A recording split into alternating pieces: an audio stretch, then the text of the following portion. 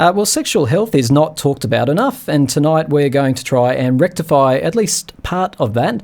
Maddie Holtman from the Mid-North Coast Local Health District joins me on Time to Talk tonight. G'day, Maddie. Hi, Tim. It's great of you to have come out tonight. I know it's a late time, so I really appreciate it. It's embarrassment, isn't it? Even in 2012, it's embarrassment that stops people from understanding what they need to know about sexual health. That's true, and I find it interesting that in a world that we live in today where there is so much sort of sexuality around in the media, and that people are obviously having a lot of sex, but people are shy about talking about it still, and that's really what I'd like to kind of rectify, that people can feel more open about talking about it. It's exactly what I find, that people are less embarrassed about talking about sex these days and owning up to it, and it's just fairly common on when you go on Facebook and social media, even amongst young people. But sexual health, everyone starts to get the giggles. Oh, I don't want to talk about that, it's a bit embarrassing. So tonight, like you say, that's what we're here for. We're going to try and clear up some myths, is the way we decided to do it. So have a think about this, listeners. Is this true or false? It's obvious if someone has an infection, a sexually transmitted infection. What do you think? Is that true or false? What's the answer, Maddie? Generally, it is not very obvious, and particularly for the sexually, I'll just refer to it STIs, which is a sexually transmitted infection. No longer STDs, is it? No, we refer to infections. And with the infection that we are most concerned about, particularly with young people, is chlamydia, and that is very commonly referred to as a silent disease because there is usually no symptoms, particularly for women, but also for about 50% of males also would not show any symptoms at all. So people don't know they have it and therefore don't know that they're passing it on to their partners.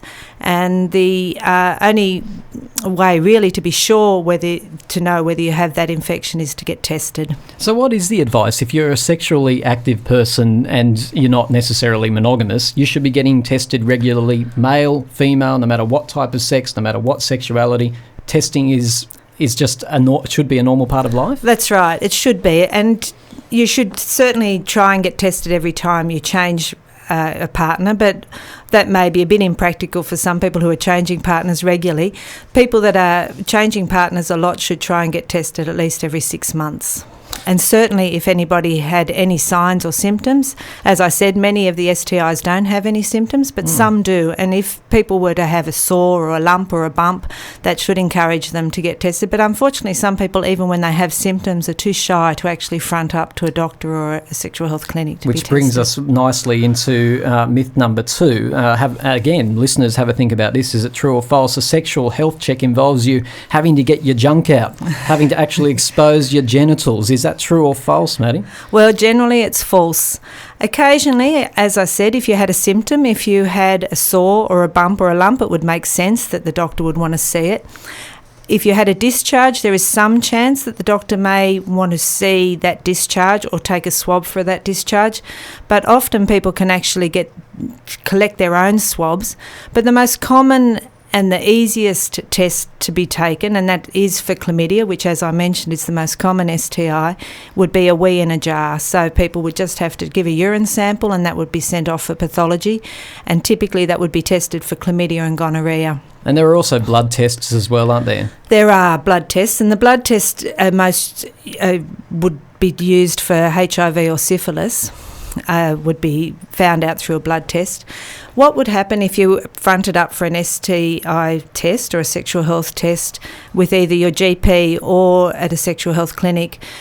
Best practice would be that the clinician that you saw would ask you some questions to try and determine what type of sex you have, and on the basis of that information they would decide the best way to test for you. But for most young people who would be having a test, it would just be a wee in a jar as the first sort of specimen that they would have, so they don't need to show anything. And then if they were diagnosed with either chlamydia or gonorrhea, it's also very easy to treat. Chlamydia is just 2 tablets that they take there and then.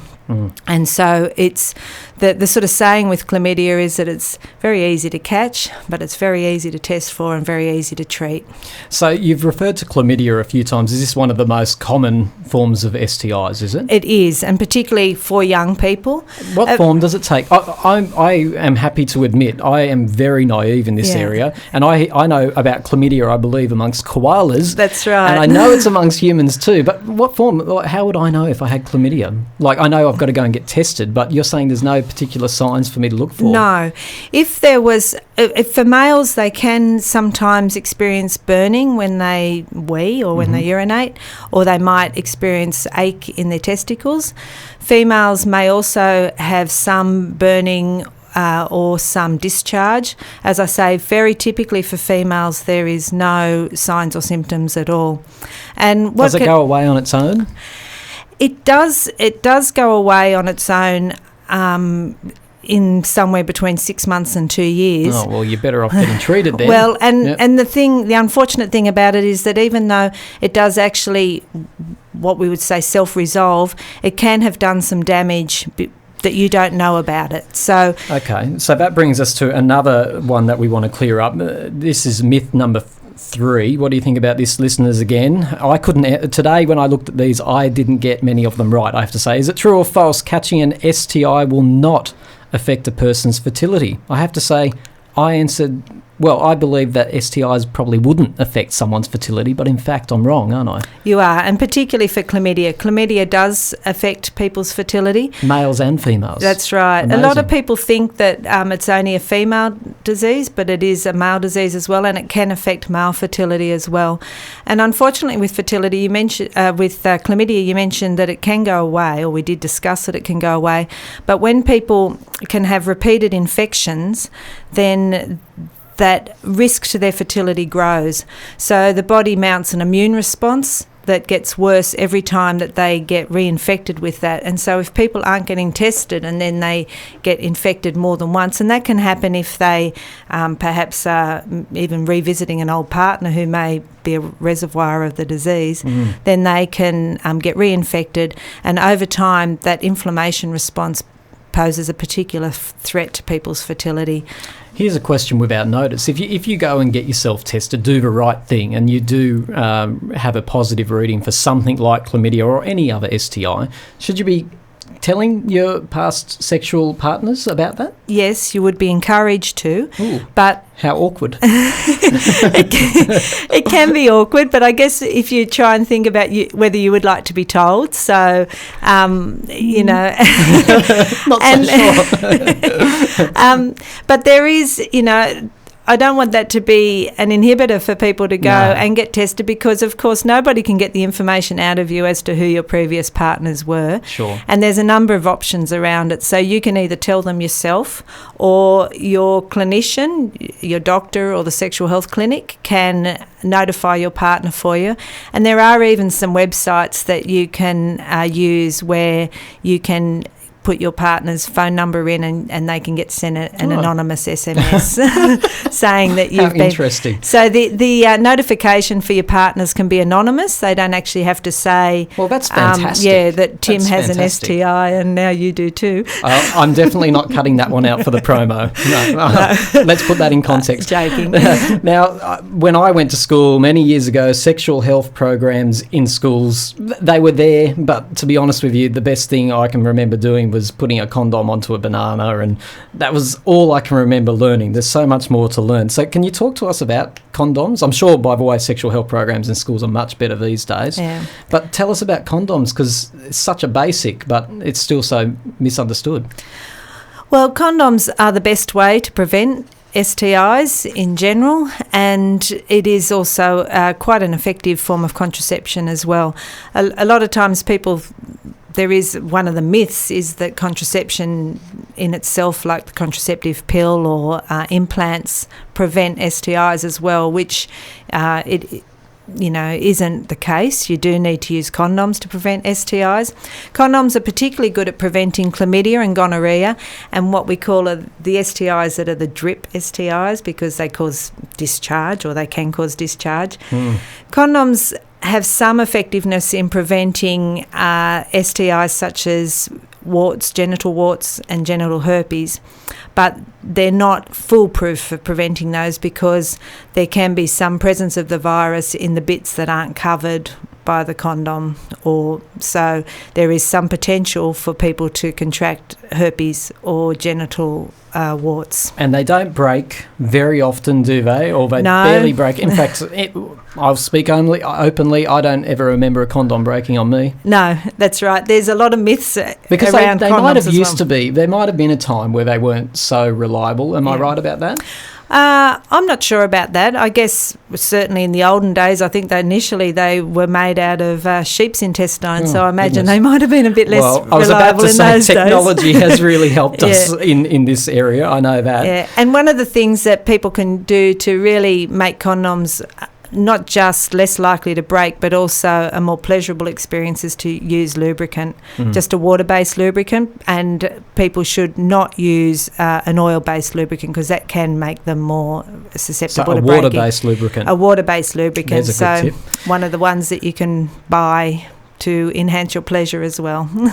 Absolutely. Now, a lot of young people would think that if they're not sleeping around, if they're not, being slutty or whatever, they're not in that risk category. So they don't have to worry about anything you're saying tonight. But that's not true either, is it? Well, it's not true unless you could be 100% sure where your partner has been before and that they have been basically never with anyone before, because you don't know whether you're even if it's your first sexual experience, you don't know really where your partner has been before, and it's only when you can be 100% sure that you're in a monogamous relationship. And if people are thinking about going into a monogamous relationship, then it's perhaps a good time to also get tested, and then they can discuss with each other as to whether they are going to maintain monogamy. And Even if you're in a monogamous relationship, though, here's a really dumb question. I'm putting myself right out here now because I might get laughed at hysterically by people across the mid-north coast. But can you pick up STIs from toilets in public and in other ways anyway, even if you are in a monogamous relationship?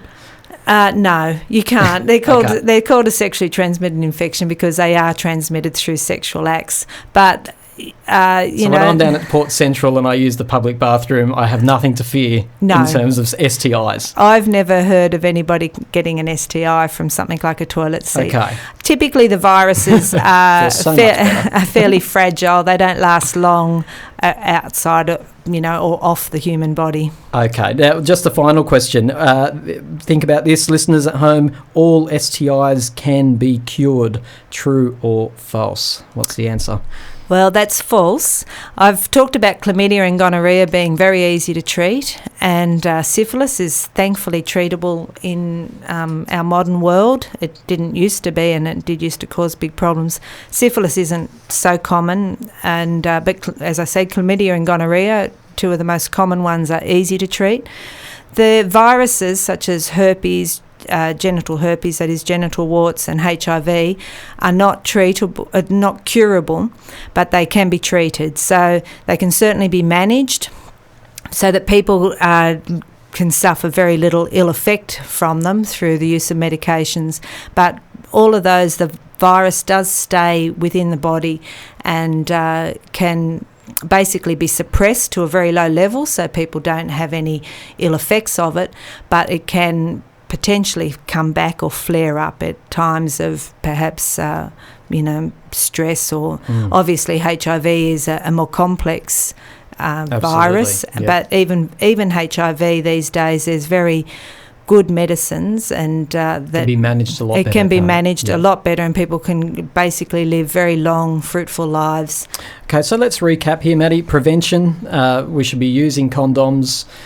Monogamy is always good, I suppose. It might not be realistic for some people, but if you are having multiple partners, you've got to practice safe sex, don't you? Yeah. It's as simple as that. Well, my belief is that everybody's sexuality is their choice, how they manage that. So for some people, they choose to be monogamous, and that then determines how they live out their sexual life. For other people, like you say, it's not always possible, or it may not be their choice. Exactly. And certainly if people are changing partners, then my suggestion would be that they use condoms for every encounter, and that they get regularly tested. And then besides prevention, we need to be getting regularly tested, as you said. And how often?